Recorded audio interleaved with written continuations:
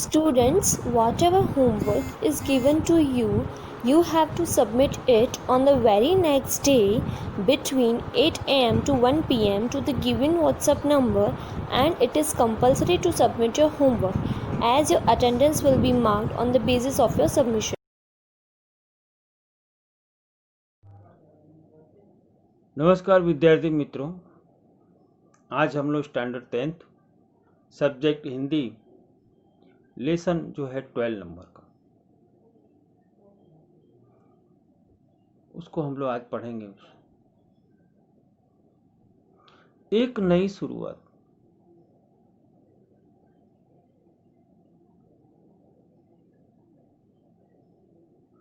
ये जो हम पाठ है, जो एक नई शुरुआत, यह वैज्ञानिक संशोधन विषय कृति है, रचना। कि भविष्य में क्या क्या संभावनाएं हैं, लेखक ने उसका अनुमान लगाया। दिन प्रतिदिन नई नई टेक्नोलॉजी आ रही है,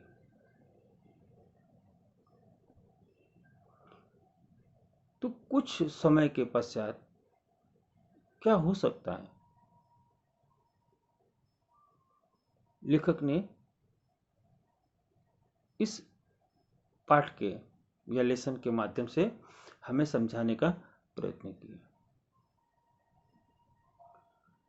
इस लेसन के जो रचनाकार या लेखक जो हैं, जाकिर अली रजनी से एक जाने माने सुप्रसिद्ध लेखक हैं, जिनकी वैज्ञानिक विषय लेखन में सविशेष रुचि है।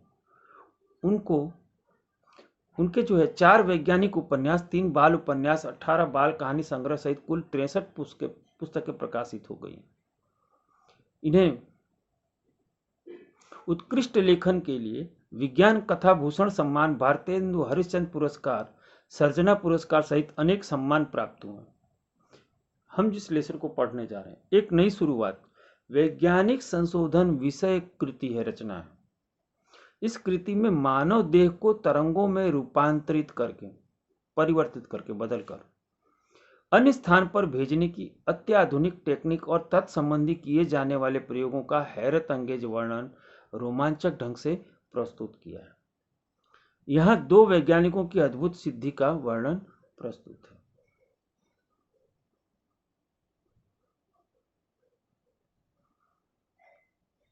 लेसन की जो शुरुआत हो रही है, 2 प्रोफेसर जो हैं, प्रोफेसर रामिस और उनके सहायक माधवन, इनके जीवन के वे अद्भुत क्षण थे, अद्भुत आश्चर्यजनक क्षण थे। उनके जीवन में आज वह होने वाला था जो अद्भुत ही नहीं, असंभव भी था। मानवता के इतिहास में आज पहली बार मानव प्रक्षेपण यंत्र का परीक्षण संपन्न होने जा रहा था।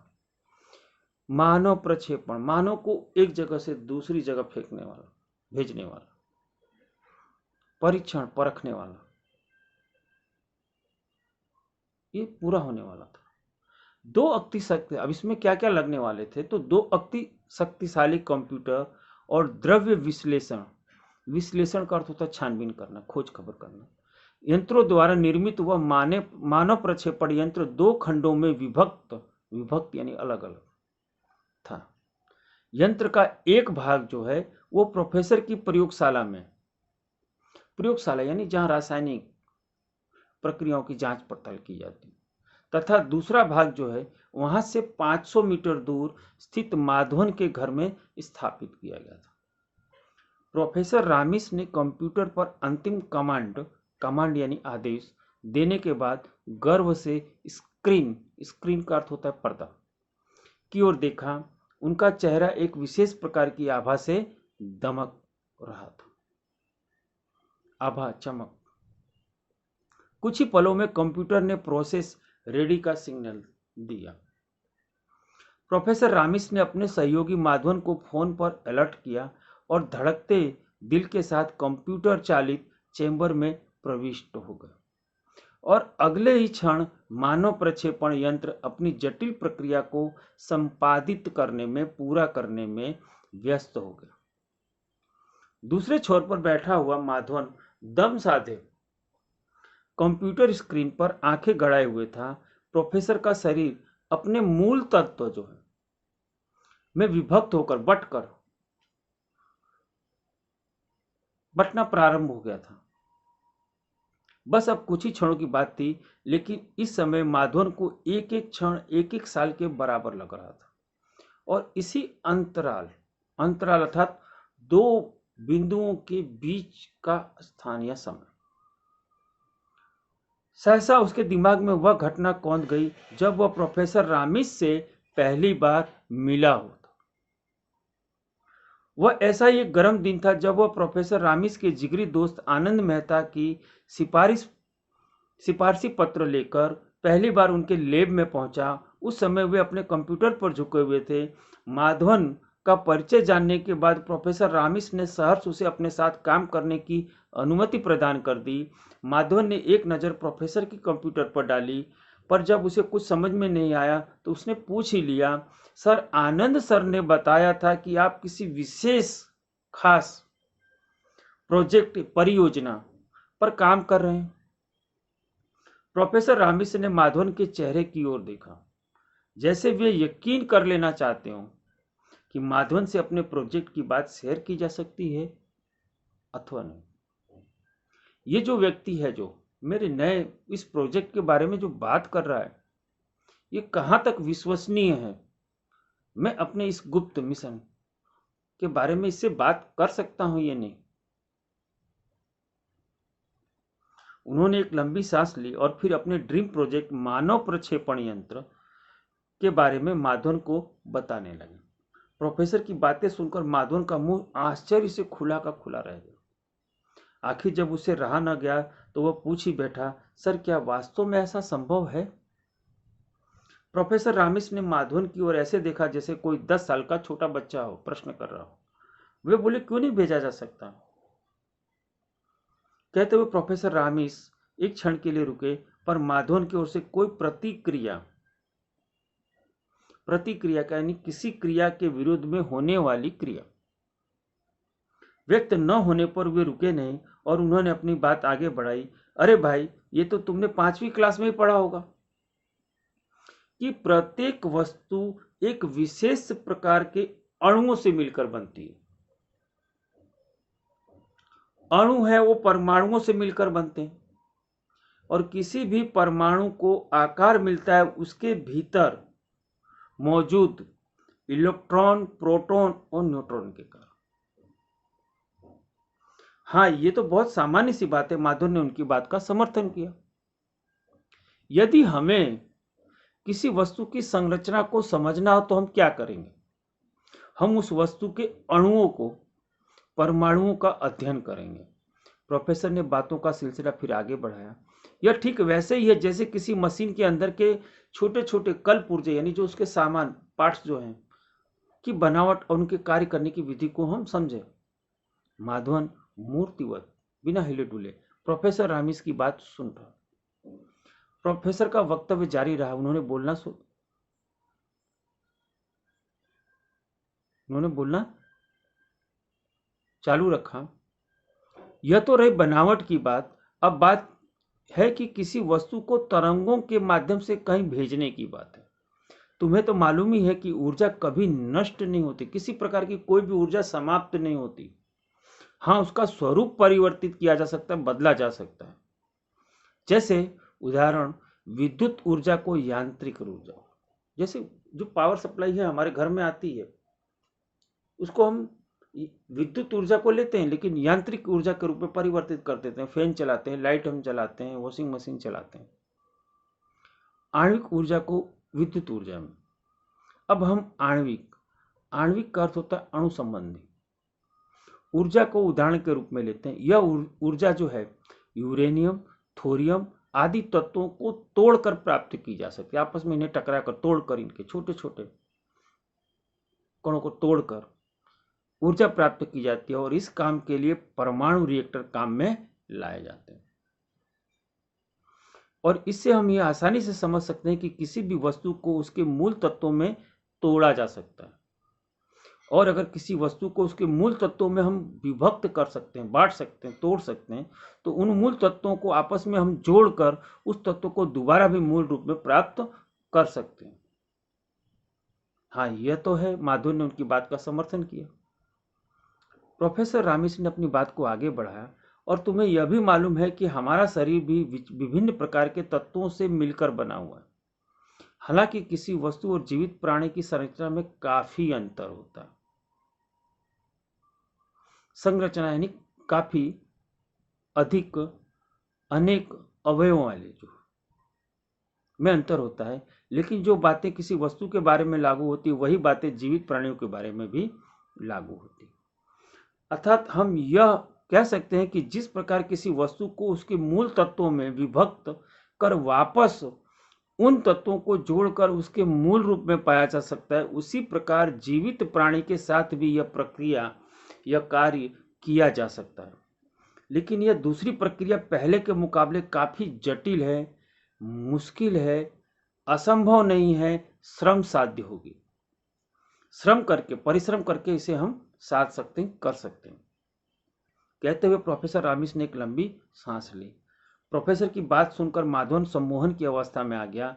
एक क्षण के लिए वह कुछ सोच ही न पाया कि प्रोफेसर के इस लेक्चर को सुनने के बाद वह प्रसन्नता व्यक्त करे अथवा शंका। लेकिन अगले क्षण उसके दिमाग में एक सवाल कौंधा और वह बोले बिना रह न सका, सर, माना कि यह सारी प्रक्रिया संभव है, ये कार्य किया जा सकता है, संभव है, पर इससे यह सिद्ध कैसे होता है कि हम किसी भी व्यक्ति को बिना किसी साधन के दूसरी जगह भेज सकते हैं? बिना साधन के हम कैसे भेज सकते हैं? माधवन की बात सुनकर प्रोफेसर के चेहरे पर हल्की सी मुस्कान दौड़ गई। वे बोले, मैंने कब कहा कि बिना किसी साधन के हम किसी को एक स्थान से दूसरे स्थान पर भेज सकते हैं? मैं तो सिर्फ ये कह रहा हूं कि जिस प्रकार किसी फिल्म को एक खास प्रकार की तरंगों में परिवर्तित करके उसे एक स्थान अर्थात टीवी स्टेशन, जैसे हम टेलीविजन जो देखते हैं, किसी भी नाटक धारावाहिक जो है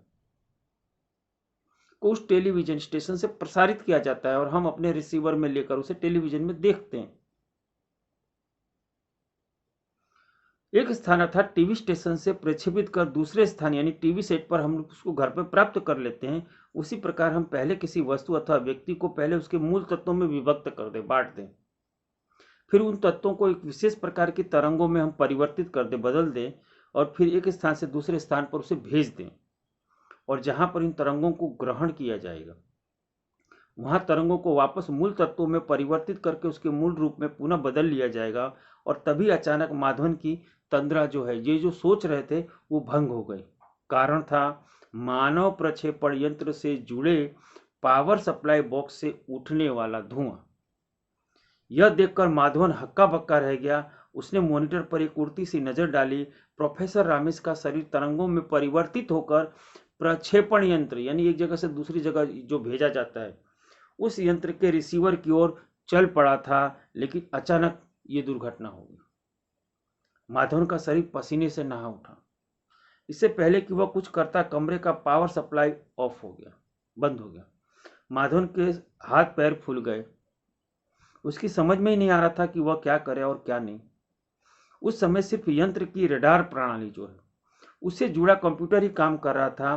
प्रक्षेपण यंत्र का नियंत्रण कक्ष फेल हो जाने के बाद प्रोफेसर रामिस की तरंग रूप में परिवर्तित शरीर प्रक्षेपण यंत्र के रिसीविंग प्रणाली के नियंत्रण से बाहर जा चुका था।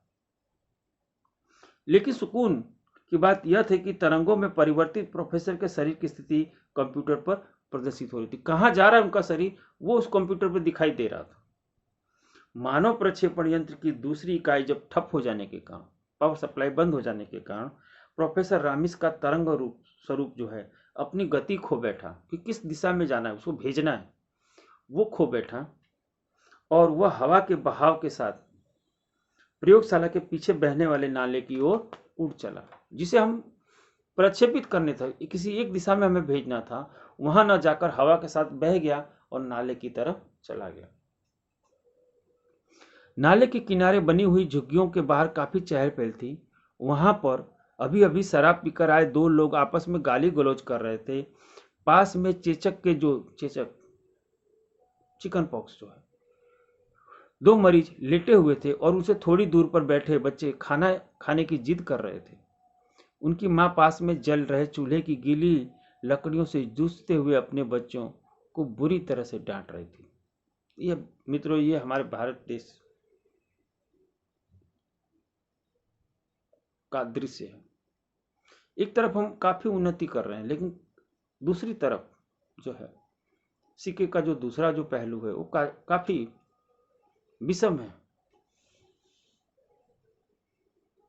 लोगों के पास पूरा इलाज नहीं, खाने के लिए भोजन नहीं, लोगों को जलाने के लिए उपयुक्त ईंधन नहीं। उधर माधवन की दशा देखने लायक थी। उसका दिमाग काम नहीं कर रहा था। कभी वह फायर ब्रिगेड वालों को फोन कर रहा था, कभी बिजली के मिस्त्री को, और कभी अपने से बातें करने लग रहा था। और इस उपक्रम में लगभग 15 मिनट का कब समय व्यतीत हो गया यह पता ही नहीं चला। सहसा माधवन के दिमाग में एक विचार आया। कौन था? उसने प्रक्षेपण यंत्र के स्विच को पावर बॉक्स से निकाल लिया और सीधे बिजली के स्विच में लगा दिया, और देखते ही देखते कमरा रोशनी से भर गया। मानव प्रक्षेपण यंत्र फिर से सक्रिय हो गया। संयोग की बात यह थी कि प्रोफेसर का शरीर अब भी नियंत्रण की सीमा में, जिसको हम कंट्रोल कर सके, उसी दायरे में था। मशीन की कार्यप्रणाली ऑन होते ही वे तरंगे रिसीवर की ओर घूम गई। जिस दिशा में हमें भेजना था उस तरफ घूम गई। कुछ ही क्षणों में वे तरंगे प्रक्षेपण यंत्र द्वारा रिसीव कर ली गई और उसकी कार्यप्रणाली पुनः उन तरंगों को अपने मूल स्वरूप में परिवर्तित करने लगी। माधवन जल्दी से रिसीवर के चेंबर के पास पहुंचा और उसमें लगे बटनों को दबाने लगा। चंद क्षणों के अंतराल के बाद दो बिंदु के बीच के दूरी, जो यह समय बीच का जो समय के पश्चात रिसीवर ने सारी प्रक्रिया सफलतापूर्वक संपन्न कर लेने का संकेत दिया। उसी क्षण रिसीवर के चेंबर में हलचल हुई और प्रोफेसर रामिस बाहर आ गए। माधवन अपनी उत्तेजना को संभाल नहीं सका। वह लपक कर प्रोफेसर के पास पहुंचा और उन्हें अपनी बाहों में भींच लिया, लेकिन अगले ही क्षण प्रोफेसर का अचेत शरीर, बेहोश शरीर माधवन की बाहों में था। माधवन ने प्रोफेसर को बगल के कमरे में लिटा दिया और बिना कोई समय गंवाए डॉक्टर को बुलाने के लिए फोन मिलाने लगे। डॉक्टर ने आते ही प्रोफेसर का चेकअप किया और उन्होंने प्रोफेसर रामिस को एक इंजेक्शन लगाया और फिर दिशा निर्देश देकर चले गए। लगभग आधे घंटे के बाद प्रोफेसर रामिस को होश आया। यह देखकर माधवन की जान में जान आई। वह बोला, बधाई हो सर, आपका प्रयोग सफल। प्रोफेसर रामिस के मस्तिष्क में काफी उथल पुथल मची हुई थी। एक और थी उनकी वर्षों की मेहनत, जिसके लिए उन्होंने वर्षों तक परिश्रम किया। ऐसी खोज थी उनकी, उनका महान आविष्कार, जो उन्हें भारतवर्ष ही नहीं संपूर्ण विश्व में प्रसिद्धि दिलाने वाला था। और दूसरी ओर था उनका कुछ क्षणों का वह अनुभव जिससे वह अभी थोड़ी देर पहले ही दो चार हुए थे। दो चार होना यानी सामना होना। नाले के सड़ांध मारते, बदबू मारता, दुर्गंध फैलाता हुआ पानी और उसके किनारे बज बजाती हुई मानवीयता, भीड़ भाड़, ऐसे गंदे वातावरण में ने उन्हें हिला कर रख दिया था। उन्हें अपना संपूर्ण व्यक्तित्व ही खोखला नजर आने लगा। मेरी ये रिसर्च किस काम की कि जो मानव जाति इस दयनीय स्थिति में। और ठीक उसी क्षण माधवन की बात उनके कानों तक पहुंची। उन्होंने रामिस की बात को बीच में ही काट दिया। प्रयोग? कैसा प्रयोग? अभी तो मुझे अपना काम शुरू करना है। इस देश के लाखों नागरिकों को कुपोषण से बचाना है। हमें ऐसे टेक्नोलॉजी की जरूरत नहीं है। पहले मनुष्य की जो प्राथमिक जो जरूरतें हैं, आवश्यकताएं हैं, पहले उन्हें हम पूरा कर सकें। लोगों को पहले जीने के लिए क्या जरूरी है, पहले हम उन्हें उपलब्ध करा सकें।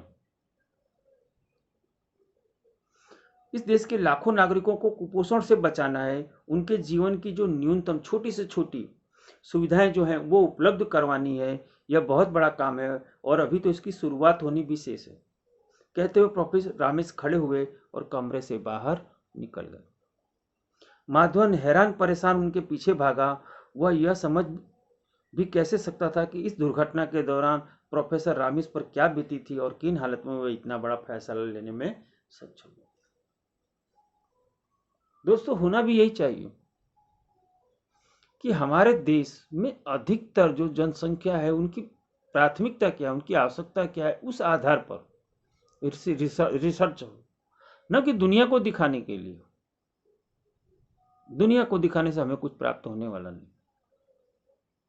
हमारे लोगों को, हमारे समाज को क्या जरूरी है, उस पर रिसर्च होना, उस पर अनुसंधान होना जरूरी है। विद्यार्थी मित्रों, यहाँ पर ये लेसन आपका पूरा हुआ। कुछ थोड़े जो ग्रामर है, मैंने ग्रामर जो है वीडियो के रूप में बना के आप लोगों को मैंने सामने प्रस्तुत किया था। आशा है कि आपने उनमें ध्यान दिया होगा, लेकिन यहाँ पर कुछ है तो उसको भी हम देख लेते हैं। विरोधी शब्द बताओ। सामान्य, असामान्य, शुरुआत, अंत, असंभव, संभव, शक्तिशाली, शक्तिहीन, आनंद, विषाद, जटिल, सरल। भाववाचक संज्ञा बनाइए। मानव, मानवता, अपना, अपनापन, बच्चा, बचपन। कर्तवाचक, करने वाला। विज्ञान, विज्ञानी या वैज्ञानिक भी लिख सकते हैं। इतिहास, इतिहासकार। विश्लेषण, विश्लेषक।